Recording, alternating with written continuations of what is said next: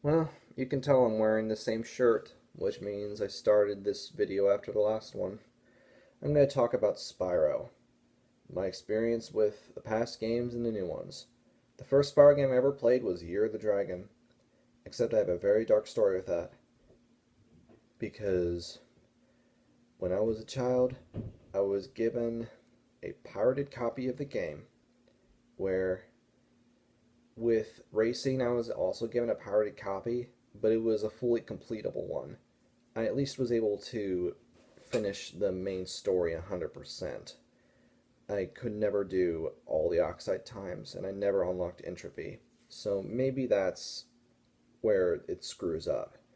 Like, you can't unlock entropy no matter how hard you try. Otherwise, racing was okay, even if it was pirated, but with Year of the Dragon, it's infamous for all the different methods taken to make sure it can't be completed. And I'm familiar with most of them. I've encountered almost every single one. And it's not worth talking about because someone's done a playthrough of that. And I am not ever doing that because it's a frustrating experience that it kills you. So as a child, I could never finish the game. And there was no YouTube for me to look up the final cutscenes. But many years later, when I was about 15 maybe 14, I saved up money I got from maybe a birthday, and I bought a PlayStation 3. My main reason was to play the Simpsons game on PlayStation 3, because the Wii version is not really good at all. It's awful controls. And if anyone has played or looked up playthroughs of all of the games for the Simpsons game, the PlayStation 3 is the best version, followed by the DS version, which is a different game entirely, and the PlayStation 2, which is itself a different skin. The controls are different, and the level layout is different. So, yeah, there you go. But that's enough of the Simpsons game. That's a different video. As for my experience playing Year of the Dragon again, I finished it after downloading it off of the store, and I was so happy to do so because it was about maybe 8 years later, and maybe even no, it's just 8. It was immensely satisfying, and it is a game that I will just always love. Like, I know there are some issues with it, but I love it. I can't help it. What can you say? Year of the Dragon. No. Year of the Dragon's great, but Enter the Dragonfly was the first Spyro game I completed, where I had it on GameCube, to where the GameCube is a little less painful than the PlayStation 2 version, but that's not saying much. When I was playing through it, I just remember like not really getting into it that much. I can't believe I fully completed the game because it's just not really good at all. And it frequently makes lists of worst games ever made. And I can't exactly go that far, but it's not worth playing. I don't even think it's worth watching the cutscenes on YouTube or anything. Maybe some people are into cringe compilations, but I don't like those. The only joy I get is when people who do not like the game play it and film themselves doing so. That's it. So, I actually played the first game in The Legend of Spyro. Wait, no, before I get to that. I rented Spyro A Hero's Tale. It was a much better game, but it's nothing really special anymore. And that I never finished it because I did not have enough time. It was only a rental. I didn't even finish the first level with the mole character. Just to give you an idea of how far I got into that. Which it doesn't, because you can do this in any order you want, from what I've heard. But Year of the Dragon, no. Legend of Spyro: A New Beginning. I played through that multiple times, where I liked it when I was younger, but it really is the Elijah Wood casting was way too intentional. It makes you wonder how to even get him in the Spyro game. Not just the first one, but three of them. I never watched playthroughs of the second and third game. I don't care. I'm not pleased with how they designed Hunter in the third game, because the original character model from Insomniac looks better than that, and that's depressing. Like, as for Enter the Dragonfly, Hunter's idle animation looks okay, but the moment he talks, he completely falls apart. That's sad. So, I think that's every Spyro game, because I never played Skylanders, and nobody counts those anyway, because the developers don't either. He's just an optional character. I even watched the end of one of the episodes of the show and the entirety of the next one, only to see like how they had Crash Bandicoot in there, where I know it's a fake accent, but it didn't bother me that much. But definitely bothered a lot of Australians because they recast him with a New Zealand actor in his next appearance, which I don't know if that actor did any better, because New Zealand has its own accent compared to Australia. But what do you know? I don't. I might watch the whole show eventually because it looks pretty good. So, now with these remakes. I was so excited when it was announced that there was going to be a Reignited trilogy, because finishing the third game was one of the best things I ever did. So, in anticipation, I think it was over the summer, I bought the original first two games, played through them, and played the third one. So, it was a pretty fun experience, but it took a little bit of internet searches to make sure I was doing everything. I actually played through them twice, the originals, just because I had more time and I wanted to see how that was going to go. So, moving on. Reignited Trilogy came out, and I have to say, in terms of gameplay, all three are equally good in just recreating the gameplay.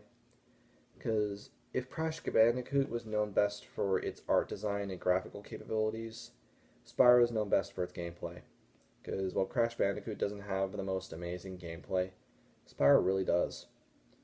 It's really, really good. The originals had great gameplay, and so does the Reignited trilogy. It just shows that while Crash Bandicoot's gameplay is very 90s, Spyro's gameplay is timeless, where I'd be sad if it does become dated someday. So, with the Reignited trilogy, all three games have great gameplay. I play with the alternate controls because there's more to do with that. Like, you can roll in the second and third game, something you can't do in the original. And the first game, in terms of... Well, actually, the thing is, while Crash Bandicoot was very faithful in how they recreate everything, the Reignited trilogy is known for adding much more to every single character's design, personality, and voice. And the first game is my all-time favorite in terms of how they handle it, because I love almost every single dragon's design.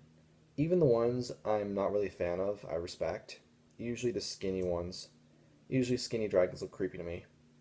But at least the very slender and thin ones, they look okay. I'm fine with them. And the personality makes up for them. I love the voice acting across the whole thing. Sometimes it might sound a little weird, but if you remember, the original game doesn't exactly have perfect voice acting either. Like, I was shocked to find out that the first game had a different actor for Spyro. A lot of people hate that voice. I didn't really care. But it definitely, Tom Kenny is Spyro. I really don't think there's a better actor that can play Spyro than he is. unless they want to consider using child actors to play him after he quits the character. I mean, I don't know if that'll work because the character's meant to be a child, but they'd never have done that. Probably just because it's very difficult to get child actors to work properly. So, with that being said, I'm fine with them continuing to use adults for the character. Actually, I think my least favorite Spyro actor is Jess Harnell. I love Jess Harnell, but I don't think he sounded enough like Spyro.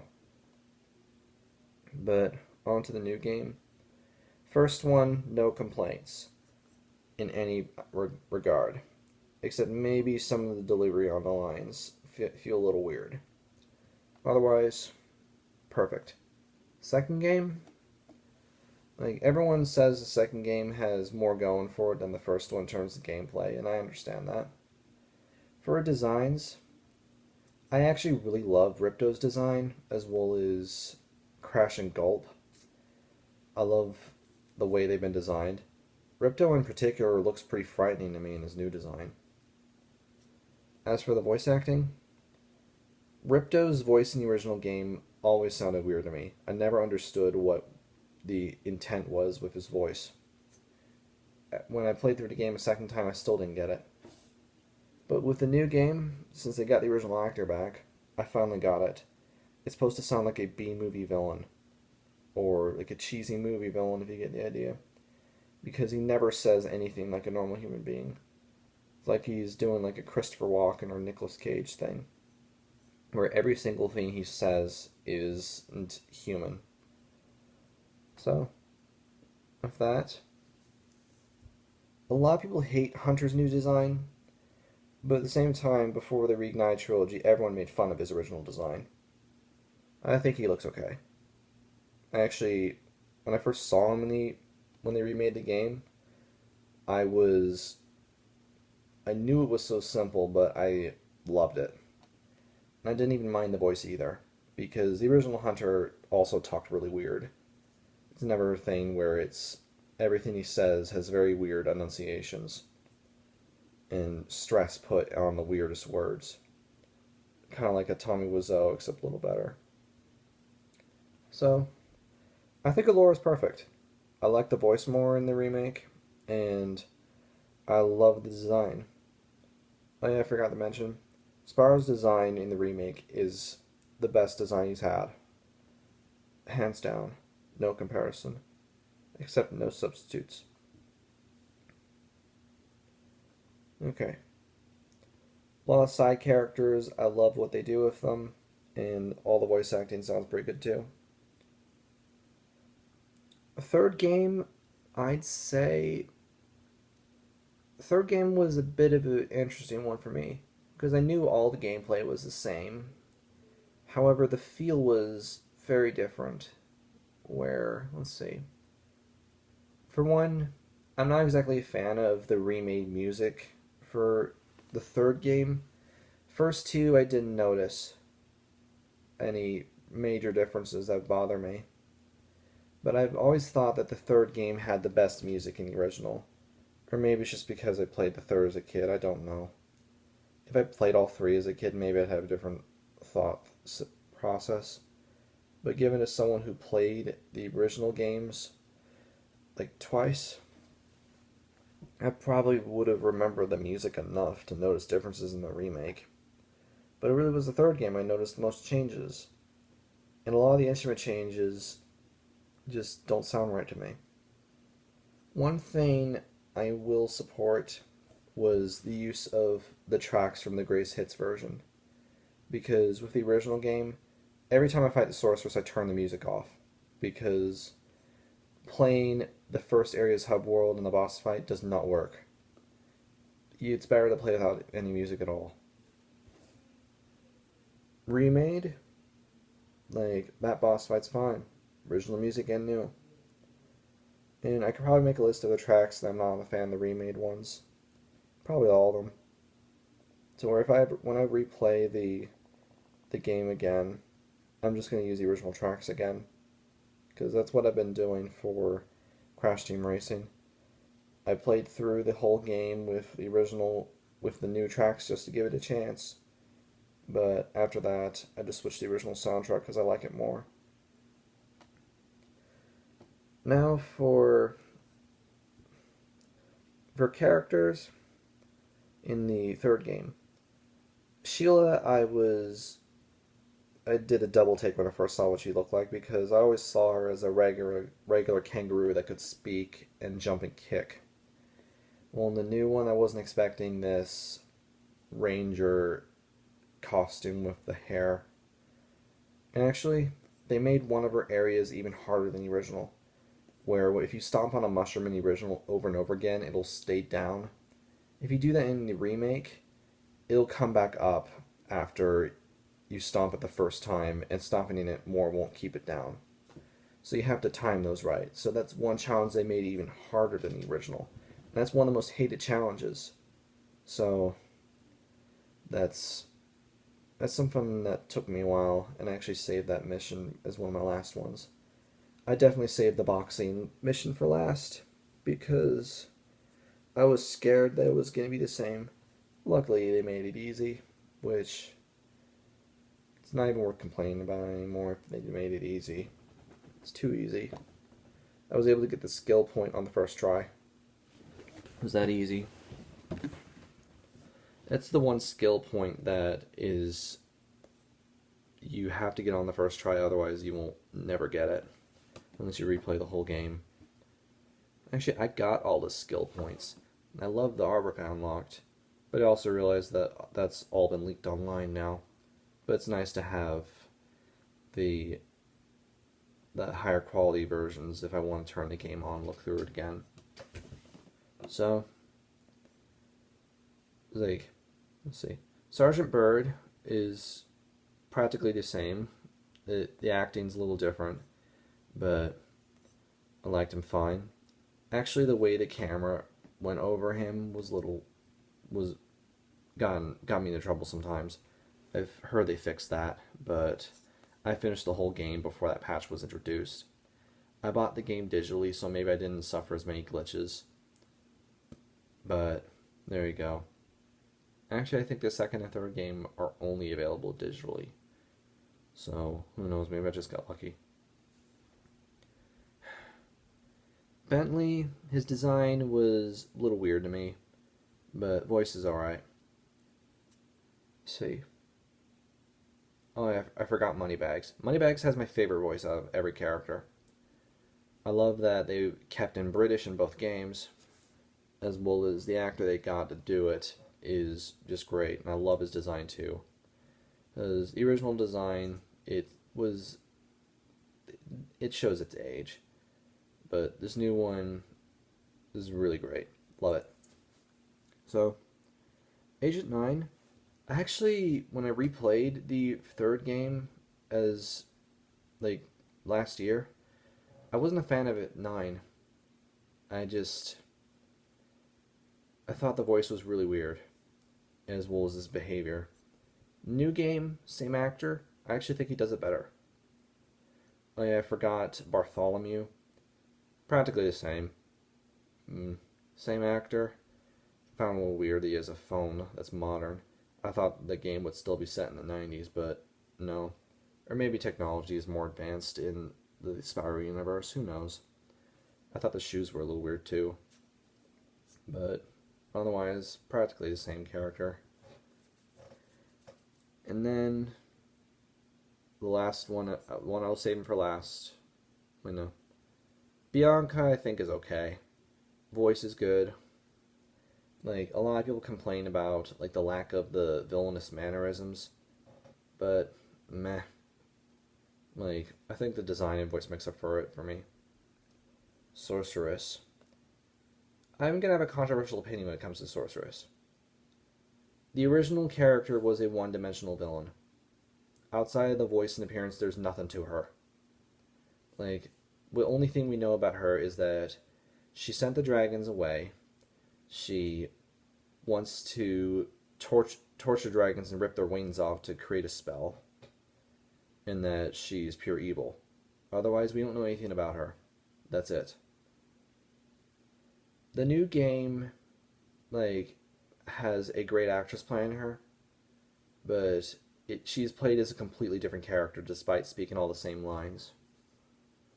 A lot of people hate this sorceress, but to be honest, the original isn't that great of a character either. So, I don't know. I guess they wanted to try something else. Hmm. Actually, I will say, the third game was, despite the third game of the original being like one of my favorite games as a kid, even with the piracy thing going on, playing through it again as a remade, it was like I'm glad I played it, but it wasn't as fun as I wanted it to.